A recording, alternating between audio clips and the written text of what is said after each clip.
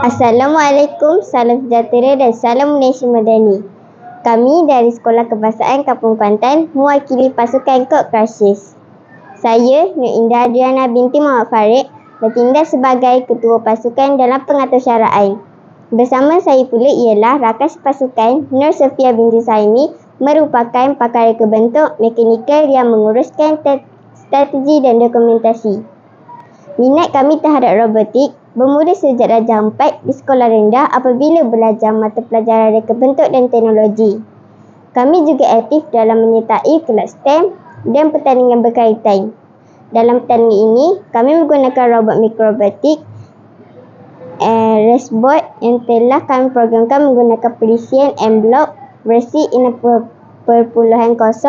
untuk bergerak secara otonomi melalui litar yang mengandungi halangan dan titik markah dari garis mula hingga ke garis tamat dengan masa terpantas. Kami berharap dapat memberikan yang terbaik dalam pertandingan ini dan dapat belajar sebanyak mungkin dalam pengalaman ini. Terima kasih atas peluang ini. Ayo kita mulakan. 1, 2, 3.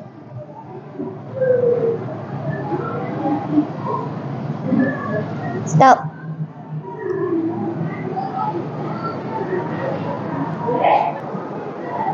Litar kedua. 1, 2, 3.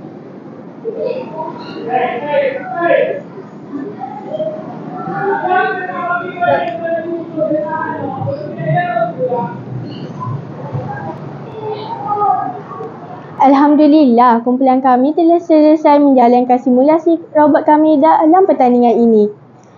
Kami menyedari bahawa terdapat beberapa aspek yang perlu diperbaiki, terutamanya dalam bidang pengatur caraan dan reka bentuk mekanikal robot kami.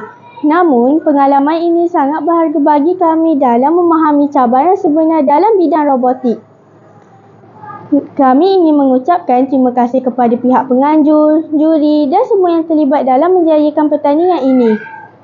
Pengalaman ini memberikan kami peluang untuk belajar dan berkembang dalam bidang sains, teknologi, kejuruteraan dan matematik STEM. Sekian, terima kasih.